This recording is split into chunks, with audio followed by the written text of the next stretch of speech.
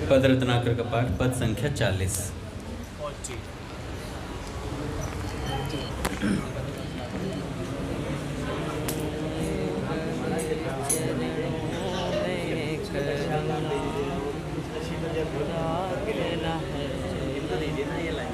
श्री भाई जी बाबा की श्यामा श्याम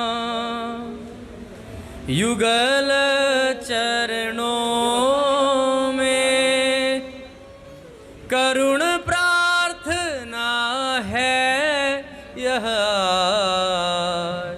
श्यामा श्याम युगल चरणों में करुण प्रार्थना है यह सुनो दयामय करुणामय है महाभाव रूपा रसरा। सुनो दयामय करुणामय है महाभाव रूपा रसरा। सुनो दयामय करुणामय है महाभाव रूपा रसरा। सुनो दयामय करुणामय है महाभाव रूपा रसरा। गोकुल चंद्र गोपिका वल्लभ राधा प्रिय है आनंद कंद।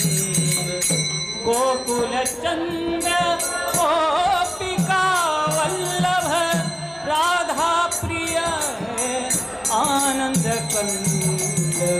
दिव्य रसामृत सरिता जिनके रसलोलुप सतचित आनंद।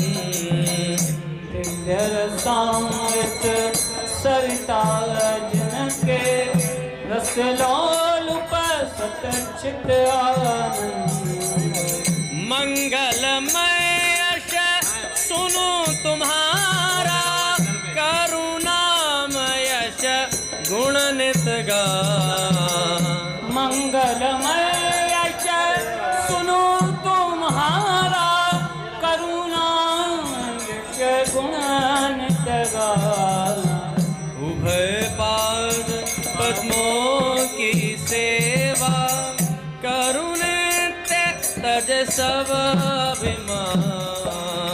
उभय पाद पद्मों की सेवा करूं नित्य तज सब अभिमान।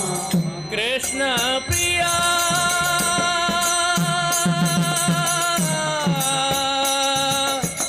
कृष्ण प्रिया हे कृष्ण प्रिया कृष्ण प्रिया शिरोमणि रसमय कृष्ण प्रिया शिरोमणि रसमय रसमय प्रभु है श्यामा श्याम। रसमय प्रभु है श्यामा श्याम।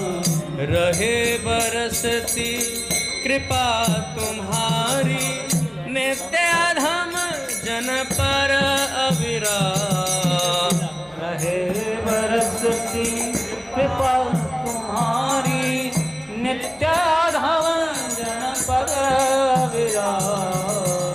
रखो सदा शरण में ही निज रखो सदा शरण में ही निज रखो सदा शरण में ही निज।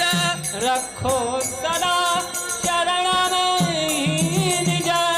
इस पामर को विरद विचार इस पामर को विरद विचार। जर जर देह प्राण मन अब तो रहे न पल भर तुम्हें विसार। जर जर देह प्राण मन अब तो रहे न पल भर तुम्हें विसार।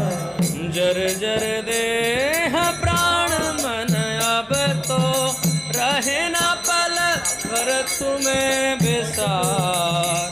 जर जर देह प्राण मन दो पल भर तुम्हें विसार। श्यामा श्याम युगल चरणों में, श्यामा श्याम युगल चरणों में, श्यामा श्याम श्री श्यामा श्याम श्री श्यामा श्याम युगल चरणों में, श्यामा श्याम युगल चरणों में, करुण प्रार्थना है यह आज। करुण प्रार्थना है यह आज। सुनो दयामय करुणामय है महाभाव रूपा रसराज। सुनो दया करुणामय है महाभाव रूपा रसराज। हे राधा माधव तुम दोनों दो मुझको चरणों में स्थान। पद संख्या 42 42। हे राधा माधव तुम दोनों दो मुझको चरणों में स्थान। दासी मुझे बना कर रखो, सेवा का अवसर दो दान। दासी मुझे बना कर रखो, सेवा का अवसर दो दान। मैं अति मूढ़ चाकरी की चतुराई का ना तनिक सा ज्ञान। मैं अति मूढ़ चाकरी की चतुराई का ना तनिक सा ज्ञान। दीन नवीन सेविका पर दो समुद्र उड़ेल स्नेह अमान। दीन नवीन सेविका पर दो समुद्र उड़ेल स्नेह अमान। रजकण सरस चरण कमलों का खो देगा सारा अज्ञान। रजगण सरस चरण कमलों का खो देगा सारा अज्ञान। ज्योतिमयी रसमयी सेविका मैं बन जाऊंगी सज्ञान। ज्योतिमयी रसमयी सेविका मैं बन जाऊंगी सज्ञान। राधा सखी मंजरी को रख सम्मुख में आदर्श महान। राधा सखी मंजरी को रख सम्मुख में आदर्श महान। उपरानुगत उसके नेत्य करूंगी मैं सेवा संविधान। उसके नित्य करूंगी मैं सेवा संविधान। झाड़ू दूंगी मैं निकुंज में, साफ करूंगी पादत्राण। झाड़ू दूंगी मैं कुंज में, साफ करूंगी पादत्राण। होले होले हवा करूंगी, सुखद व्यजन ले सुरभित आन। होले होले हवा करूंगी, सुखद व्यजन ले सुरभित आन। देखा नित्य करूंगी मैं तुम दोनों की मोहनी मुस्कान।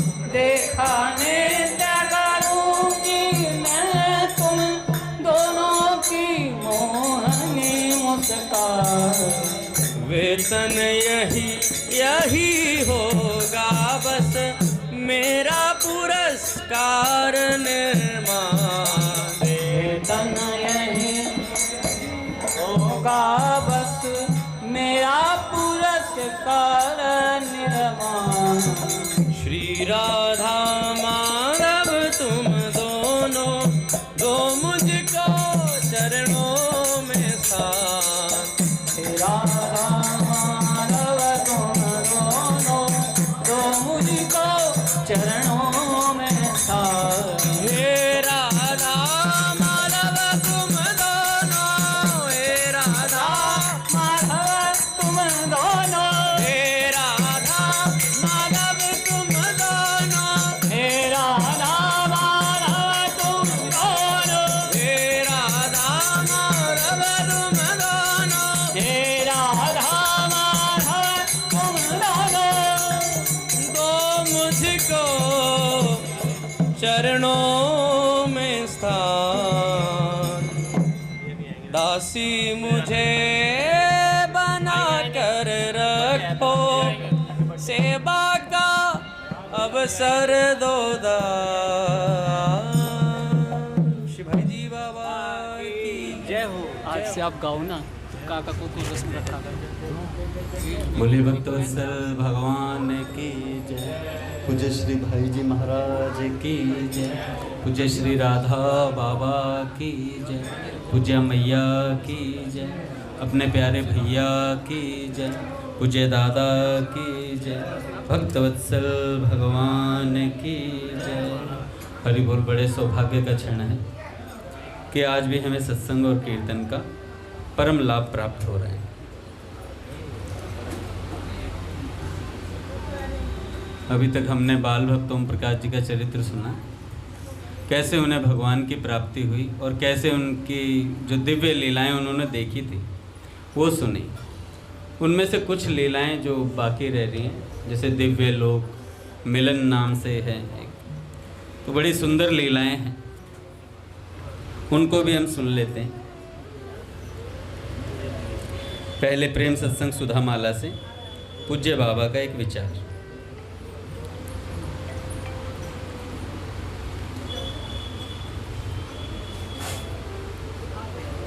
देखो भैया, गर्मी बहुत हो रही है ना, और ऐसे में भी आप सब लोग यहाँ आते हैं, बड़ी कृपा है ना,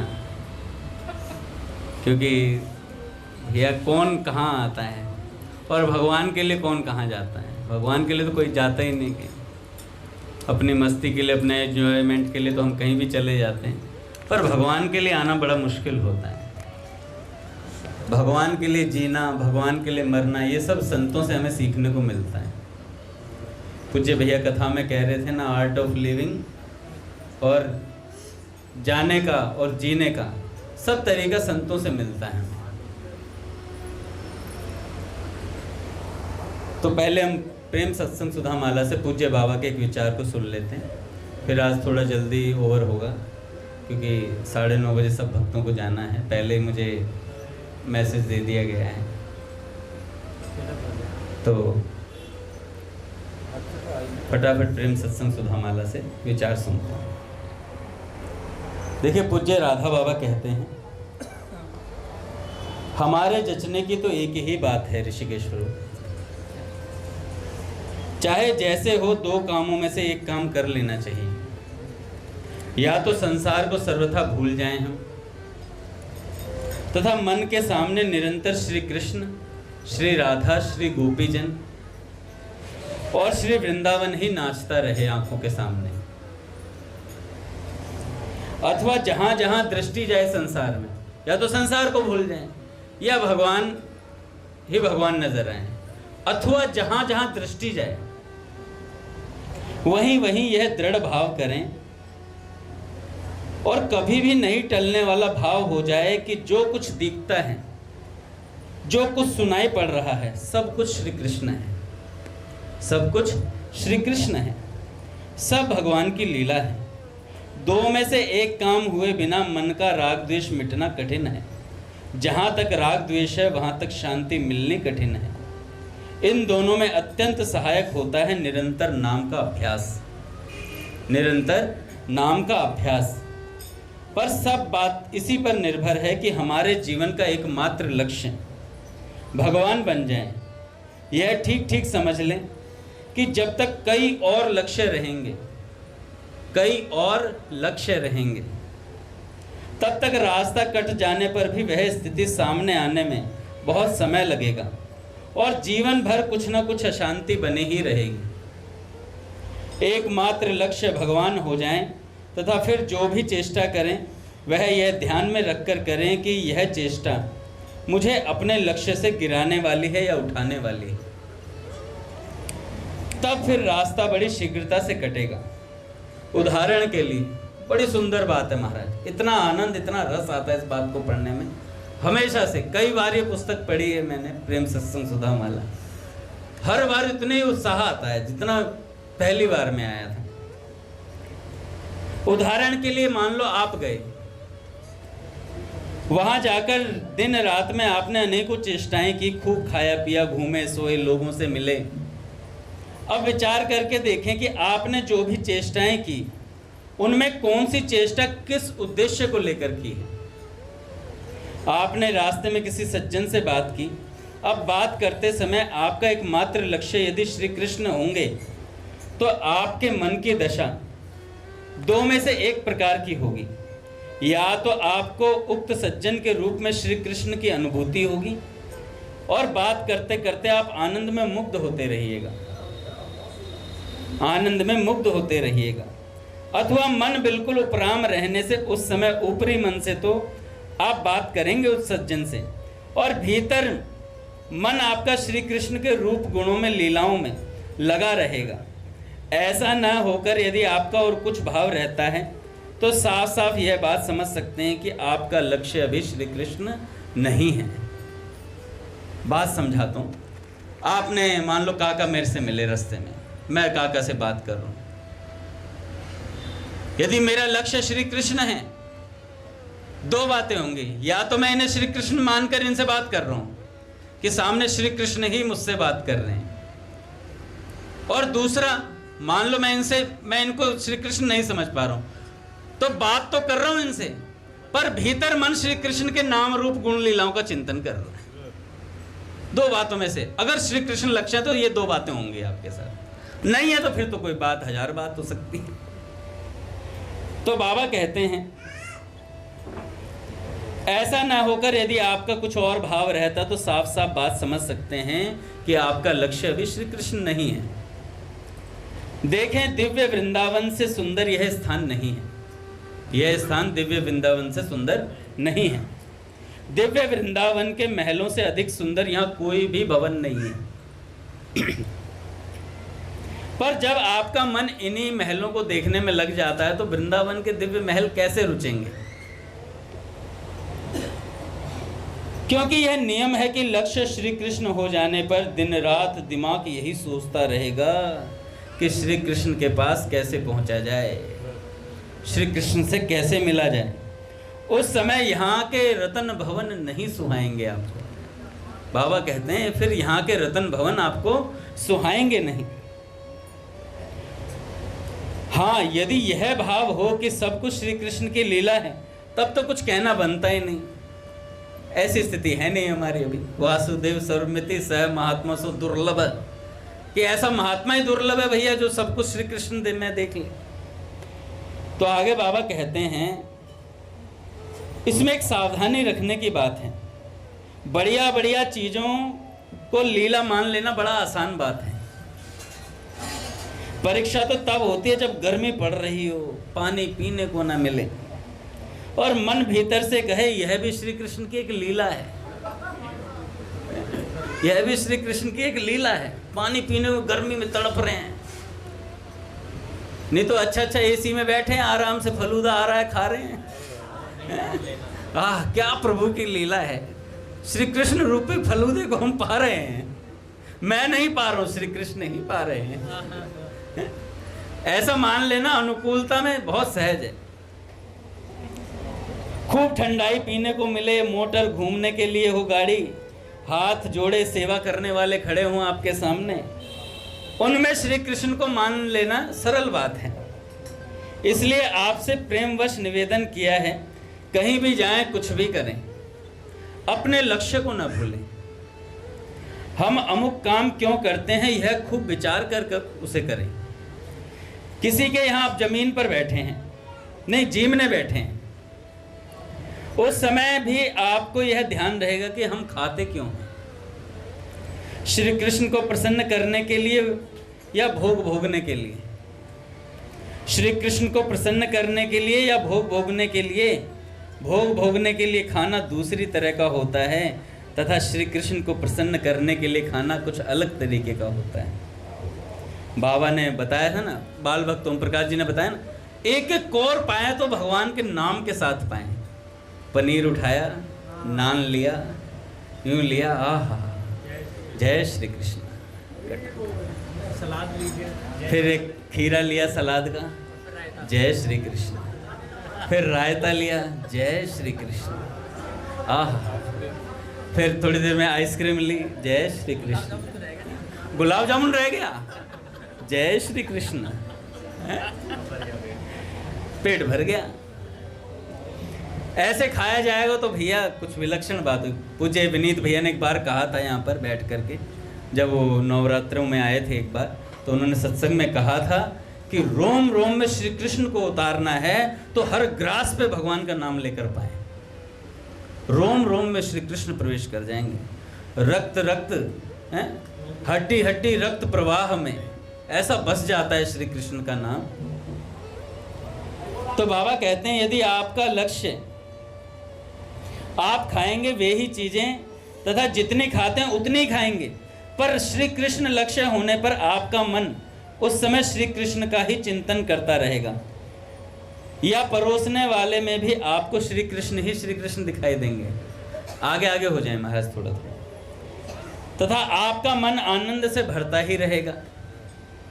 यदि आपका लक्ष्य श्री कृष्ण है तो मन में संसार के चित्र तो बहुत अधिक पहले से ही भरे हुए हैं। संसार के निरे चित्र भरे पड़े हैं हमारे मन के भीतर। अब यहाँ के भवन को और क्यों भरें, यहाँ के महलों को और भीतर में क्यों भरें? यह नया महल ही तो भरेगा भीतर। यदि उसकी जगह श्री कृष्ण के उन निकुंजों को याद कर सकें, उन निकुंजों को याद कर सकें जो एक से बढ़कर एक सुंदर हैं, जिनकी छाया को भी संसार के समस्त बगीचों की सुंदरता छू नहीं सकती, उन निकुंजों में मन फंसाए तो कितना लाभ होगा साधक को। स्वयं भी शांति पाएंगे और अपने पास रहने वाले को भी शांति प्रदान करेंगे। हाँ, एक बात है, मन बहुत बदमाश है। बाबा कहते हैं ये मन बहुत बदमाश है, यह रुके नहीं तो एक और उपाय है मेरे पास। जैसे उस महल में गए थे, वहाँ पता नहीं क्या क्या देखा। मान लो आप कोई सी सुंदर महल में गए, कोई सुंदर आपने कोई बढ़िया घर देखा, उस घर में आप गए। बाबा उपाय बता रहे हैं, यहाँ के महलों को श्री कृष्ण से जोड़ने का उपाय। संतों के पास हर युक्ति है, संत हर तरीका बता सकते हैं। तो बाबा ने कहा आप किसी महल में गए, पर जो जो चीजें आपने देखी उसी के आधार पर दिव्य वृंदावन की कल्पना कीजिए, दिव्य वृंदावन की कल्पना कीजिए। और साथ साथ इससे क्या होगा, इससे क्या होगा कि जहर तो दिख रहा है हमें, जहर तो है, पर उसका असर खत्म हो जाएगा। पूज्य भैया कहते ना, हर एक वस्तु को श्री कृष्ण से जोड़ने से उस वस्तु का जहर खत्म हो जाता है, उस वस्तु का असर खत्म हो जाता है। तो जैसे जहर के साथ अमृत भरा जाए, वैसे ही इन संस्कारों के साथ ही एक दिव्य वस्तु मस्तिष्क में घुस जाएगी तुम्हारे। ये बहुत काम देने वाली है, दिव्य वस्तु दिमाग में घुस जाएगी। आपकी बात नहीं, पर प्रायः ऐसा ही होता है। इन चीज़ों को देखते समय भगवान को हम भूल जाते हैं, इन चीज़ों को देखते समय भगवान को भूल जाते हैं। माया ही माया केवल दिखाई देती है भैया, जिसका परिणाम होता है दुख। इस मन से तो लड़ना पड़ेगा। साधक बहुत परेशान रहते हैं महाराज, मैं भी परेशान रहता हूँ, पर इससे लड़ना ही पड़ेगा, इससे युद्ध ही करना पड़ेगा। कैसे? बाबा कहते हैं इसी में तो बहादुरी है, मन से लड़ने में तो बहादुरी है। इस मन से कहिए यार, मन से कहिए यार, अनादिकाल से तेरे कारण ही मैं श्री कृष्ण से बिछड़ा हुआ हूं, पर अब श्री कृष्ण की कृपा से तुझे श्री कृष्ण से मिलाकर निहाल कर दूंगा। इस बार तुझे श्री कृष्ण से मिलाकर निहाल कर दूंगा और स्वयं निहाल हो जाऊंगा। यह न करके आप मन का कहा करेंगे तो फिर भैया यह अभी आपको यहाँ के भवन दिखा रहा है, फिर बाजार में उतार देगा। बाबा कहते हैं फिर मन कहेगा बाजार देखने चल, दुकान संभालने के लिए कहेगा, इस पर तो शासन करना पड़ेगा। चतुराई से जैसे यह आपको धोखा देता है वैसे ही चतुराई से आपको इसे बांधना पड़ेगा। जब यह बहुत अड़ जाए कि मैं तो अमुक चीज देखूंगा ही, वह पाप की बात ना हो तो दिखा दो, कोई बात नहीं, अगर उसमें पाप की बात ना हो तो दिखा दो, पर उसके साथ किसी ना किसी रूप में श्री कृष्ण को जोड़ दो जिससे उस जहर का असर ना हो। अत्यंत प्रेम से कहता हूं, कोई बात बुरी लगी हो तो क्षमा कीजिएगा। बाबा कह रहे हैं प्रेमवश कह रहा हूं, आपसे प्रेम बहुत है ना, इसलिए प्रेमवश कह रहा हूं। इस शरीर को बिल्कुल मन से उतार देने की चेष्टा करनी चाहिए। मामूली सर्दी गर्मी भी यदि सहन नहीं होगी तो फिर वृंदावन में जीवन कैसे बिताओगे? वृंदावन में जीवन कैसे बीतेगा? वहाँ तो मच्छर खूब काटेंगे, पानी गरम गरम पीने को मिलेगा, और पास में यदि पैसा ना रहा तो खाने का भी ठिकाना नहीं कि रोज ही आपको मिले खाने के लिए। फिर यदि पित्त गर्म होने की परवाह बनी रही तो ब्रज में वास कैसे करेंगे? इसका अर्थ यह नहीं कि खाना पीना छोड़ दें, मेरे कहने का अर्थ समझिए। बाबा कहते हैं अच्छी तरह खाइए पर मन से ये चीजें उतर जाएं, मन से उतर जाएं। लू चल रही है, मान लो लू चल रही है, अब बार बार विचार करें, अरे बाप रे बाप बहुत लू चल रही है, अरे बाप रे बाप बहुत लू चल रही है, तो मन में भीतर अशांति बढ़ेगी, यार लू चल रही है। अब बाबा कहते हैं यह ना करके इसके विपरीत सोचिए, आहा क्या ही सुंदर जीवन 2 दिन के लिए मिला है, घर रहते तो इस लू का आनंद कहाँ मिलता। फिर मन में आनंद होने लगेगा।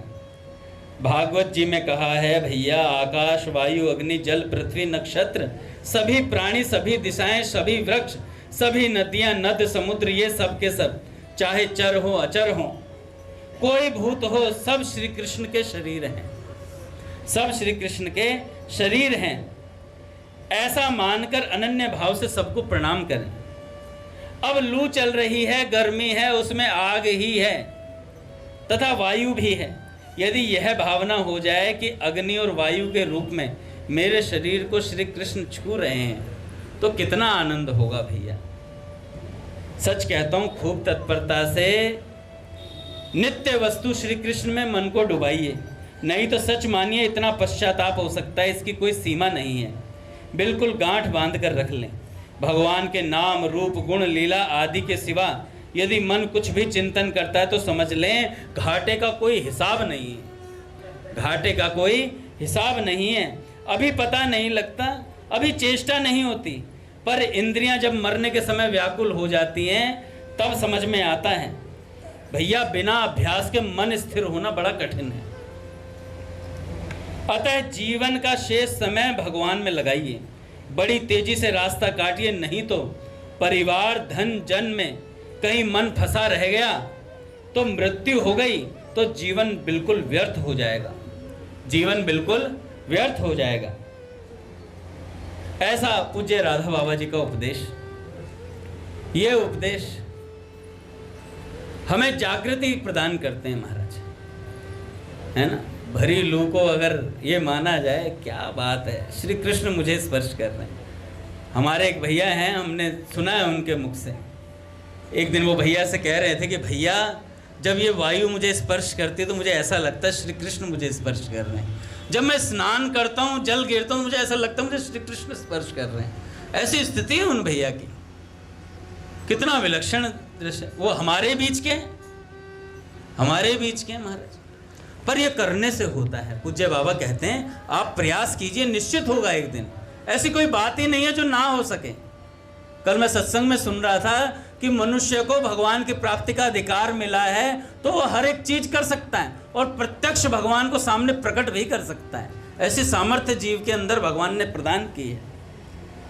देखो भैया, दिव्य लोक की एक झांकी बाल भक्त ओम प्रकाश जी के चरित्र से सुनाकर समापन करेंगे।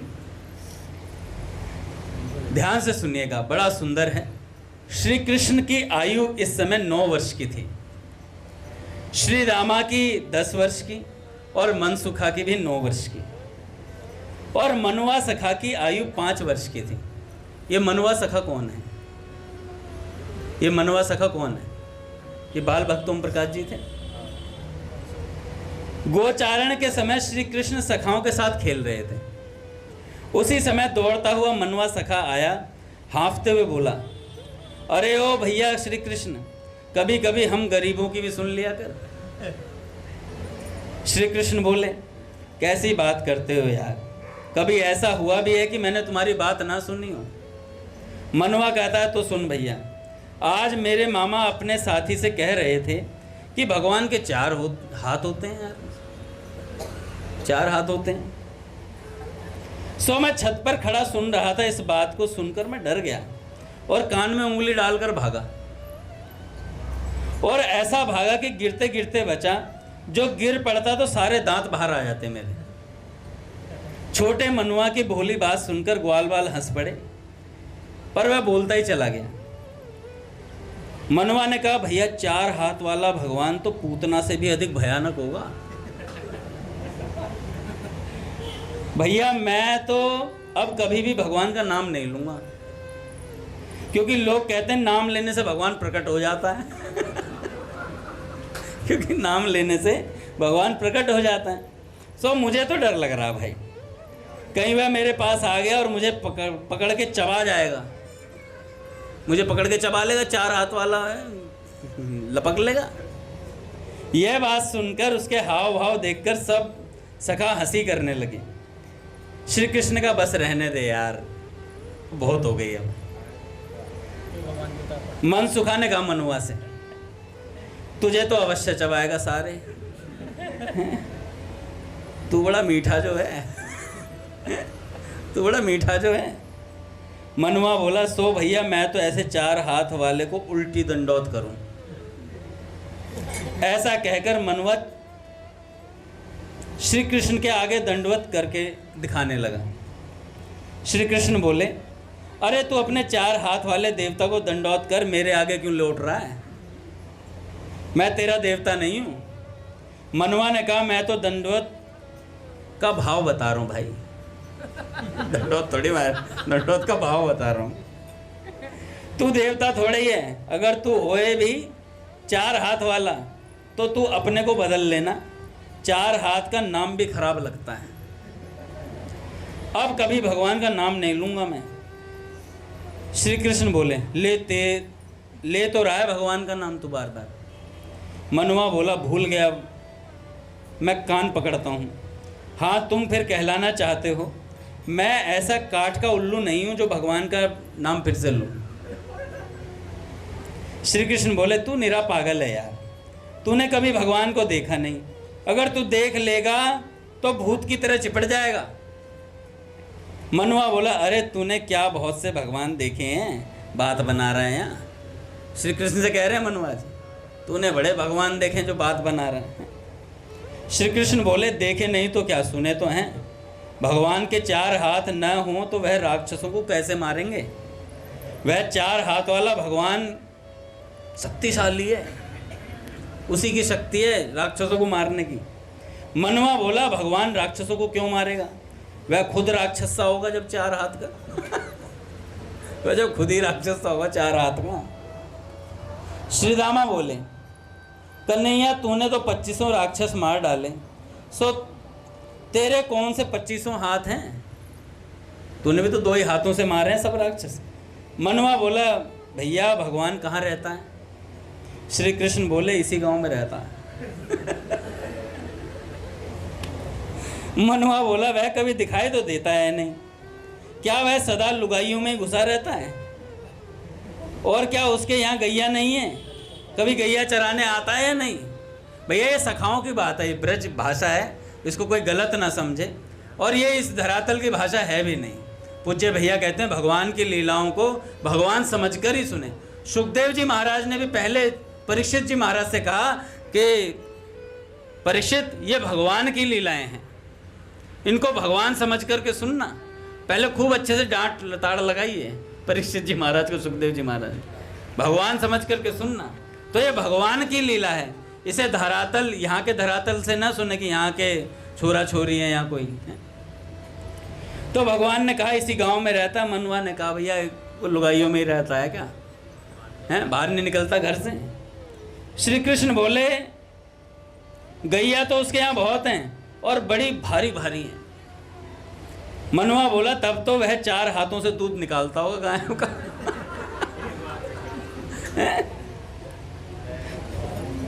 यार अटपटी है भगवान के लिए।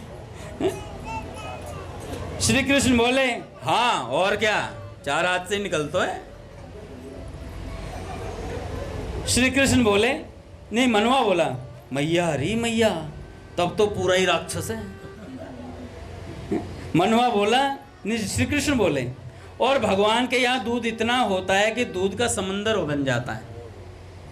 मनुआ बोला ओह दूध का समंदर, तो क्या रोज इतना दूध अकेले पी जाता है?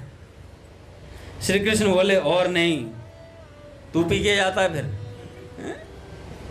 मनुआ बोला अरे गजब है यार, इतना दूध पी जाता है। इतने में श्री कृष्ण भगवान को कौतुक करने की सूझी। योग माया से एक आदमी प्रकट कर दिया। उस आदमी को आता देख सब सखा भयभीत हो गए। वह हट्टा कट्टा आदमी लाठी घुमाता हुआ कंधे पर गठड़ी लादे हुए आया और लाठी पटक कर थोड़ा गुस्से में बोला कृष्ण किसका नाम है? सब सखा कांपने लगे। श्री कृष्ण भी डरकर कांपने लगे। श्री कृष्ण को इस तरह कांपते किसी ने कभी देखा ही नहीं था। मनुआ उसे देख इतना डरा कि रोने लगा। उसने सोचा कि यह आदमी मुझे आज जिंदा नहीं छोड़ेगा। यदि कोई मेरे माँ बाप से जाकर कह दे तो वह आकर मुझे बचा लें। मनसुखा का दिल भी धड़क रहा था। वह सोचने लगा यह दूत कहाँ से आ मरा, यह मुझे मार डालेगा तब क्या होगा। मेरे मैया बाबा हाय खूब बिलक बिलक कर रोएंगे। श्री रामा सोचने लगा यह भगवान का दूत होगा, क्योंकि हम लोगों ने अभी भगवान की हंसी उड़ाई है। अभी हम भगवान की हंसी उड़ा रहे थे ना, 4 हाथ से दूध निकाला, उन्होंने अपना दूत भेज दिया डराने के लिए हमें। भगवान नाराज हो गया 4 हाथ वाला, उसने ही दूत को भेजा है। पर यह श्री कृष्ण को क्यों पूछ रहा है? श्री कृष्ण तो भगवान की प्रशंसा ही कर रहा था।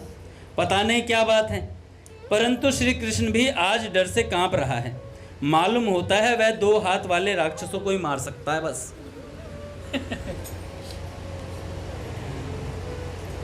4 हाथ वाले भगवान के आगे श्री कृष्ण की भी कुछ नहीं चलती। अगर ऐसा है तो हरगिज नहीं बताऊंगा कृष्ण कौन है, चाहे मेरी बोटी बोटी कर दें। सखा ने सोचा। उसमें बोलते हैं स्वाहा हो जाए भले सब कुछ, सांवर को सुखी करें प्रियतम। ये श्री दामा बोलते हैं प्रियतम का प्रेम, कि कुछ भी हो जाए श्री कृष्ण को सुखी रखना है हमें।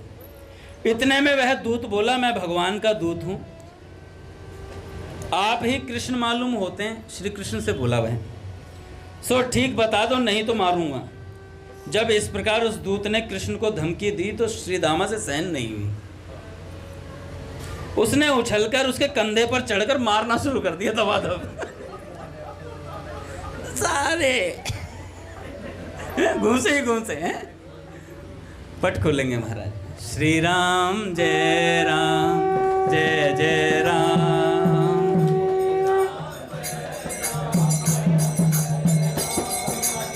श्री राम जय जय राम।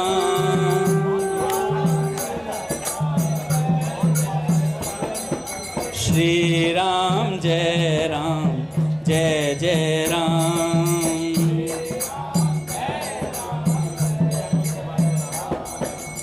श्री राम जय जय राम।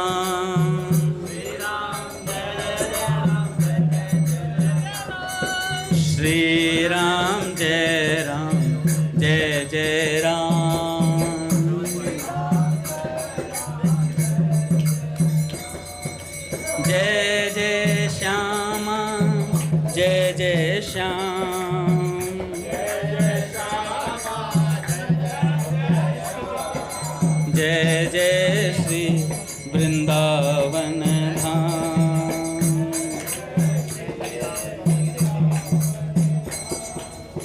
बोलिए राधा माधव सरकार की जय। भैया जल्दी से कंप्लीट करता हूँ, समय हो रहे हैं। तो मनवा, अच्छा श्रीदामा उछलकर कंधे पर चढ़ गया और दबादब मारने लगा उस दूत पर। अच्छा ऐसा देखकर मनवा और मनसुखा की भी हिम्मत बंद गई, वो भी धड़ाधड़ पीटने लगे, घूंसे लात दूत की रेल बना दी। मनसुखा तो घूंसे ही पेलने लगा, दबादब घूंसे घूंसे पेट में। बड़ा विचित्र दृश्य था। छोटे छोटे बालकों के कोमल हाथों की मार से घबराकर उस दूत ने भी जोर लगाया और सबको पकड़कर गिराने लगा। जब वे गिर पड़े तो टांगों से मारने लगा सखाओं को। तब उसने टांगे पकड़ पकड़ कर दूर फेंकना शुरू किया सखाओं को, पर सखाओं को चोट नहीं लग रही थी, जरा सी भी, एक को भी चोट नहीं लग रही थी। तब सखाओं ने ईंट पत्थर उठा लिए, ईंट पत्थर होता है कि सिर फाड़ दूंगा अब छोड़ूंगा। ईंटों की मार से घबराकर दूत ने सुलह कर ली। यार रुक जाओ यार, सर फट जाएगा। लाठी फेंक कर बोला, अच्छा सक आ जाओ, अब नहीं मारूंगा तुम्हें। श्रीदामा बोले, तुम यहाँ से भाग जाओ बस। दूत बोला, यार डरो मत, भगवान ने तुम्हारे लिए मिठाई भेजी है, लो खाओ। ऐसा कहकर उसने कंधे से गठरी उतारी और उसमें थोड़ी थोड़ी मिठाई सबको छकाई। सखाओं ने ऐसी मिठाई कभी नहीं खाई थी। मनवा की तो लार टपकने लग गई। श्रीदामा भी ललचाने लगा। मनवा बोला, अब यह कंजूसी कैसे मिठाई लाए हो है? दूत बोले, घबराओ नहीं, जरा ठहरो, एक बात सुन लो। मनवा उत्सुकता से कहने लगा, क्या कहते हो, जल्दी बताओ बस। दूत बोला, बात यह है, श्री कृष्ण को हमारे भगवान ने बुलाया है।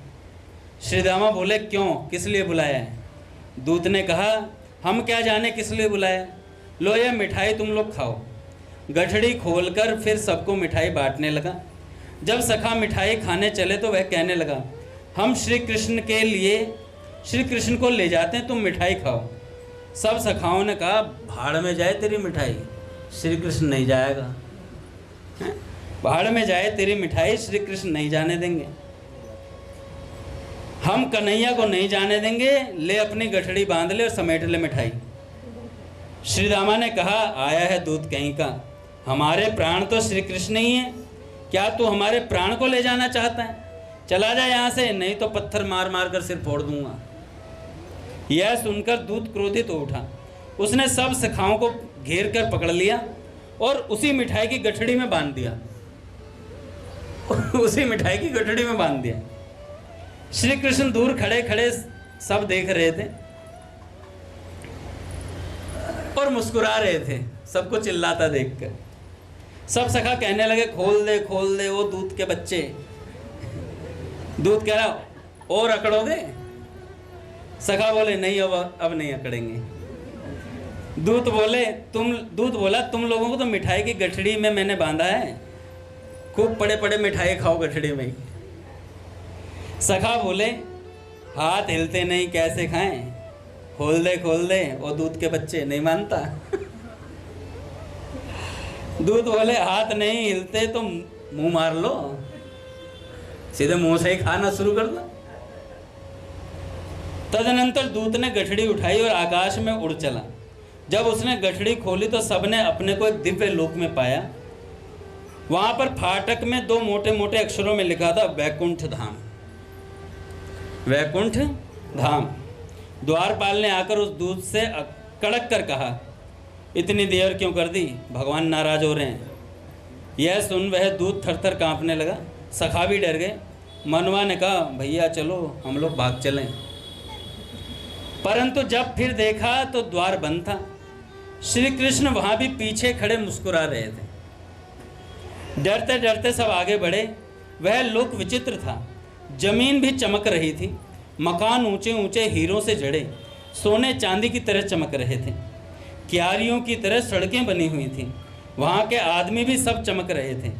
उनकी शोभा और श्रृंगार का वर्णन कोई कर नहीं सकता। बीच बीच में फूलों की वाड़ियां भी थी। फूल रंग बिरंगे खिले हुए थे। देवताओं के प्रत्येक भवन पर उनके नाम लिखे थे। कुबेर का मंदिर हीरों से जगमगा रहा था। मणियों की, हीरों की लताएं, बेलें दूर दूर तक फैली हुई थी। ग्वाल बाल चकित होकर देख रहे थे। वहाँ कुबेर अपने दूतों को आज्ञा दे रहे थे, उस मनुष्य का सब धन छीन लो, हमारे कोष में जमा कर दो। कुबेर आज्ञा दे रहा है किसी को। उस मनुष्य के घर में यहाँ से ले जाकर धन का ढेर लगा दो, वह बहुत पुण्य कर रहा है। सखाओं के साथ श्री कृष्ण को देखते ही कुबेर ने प्रणाम किया और स्वागत करने दौड़े। श्री कृष्ण ने इशारे से मना कर दिया, अभी मौका नहीं है, बाद में आना प्रणाम करने। आगे चलकर पवन देव का मंदिर देखा। वह आज्ञा कर रहे थे, देखो आंधी चलाओ, वहाँ के घरों को उड़ा दो। देखो वहाँ एक चर्मकार बड़ा भक्त रहता है, उसके घर की रक्षा करनी है, बाकी घर भूकंप से चूर कर दो। पवन देव आज्ञा दे रहे हैं। यमदूतों को वहाँ पहुँचने के लिए पहले ही आदेश दिया जा चुका है, उड़ा दो सब भूकंप से। आगे चलने पर अग्निदेव का भवन दिखाई दिया। अग्नि देवता इंद्र के पास कोई आवश्यक कार्य के लिए सलाह लेने गए थे। मंत्रियों के साथ सब कार्यक्रम बतला गए थे कि आज कहाँ आग लगानी है और कब तक न बुझानी होगी, ये भी ध्यान रखना। उनकी आज्ञा को मंत्री लोग दूतों से समझा रहे थे। डरे डरे ग्वाल बाल आगे बढ़े। वहाँ लिखा था देवराज इंद्र। आगे हम कल सुनेंगे देवराज इंद्र। बोली राधा माधव सरकार की जय। आरती करते हैं।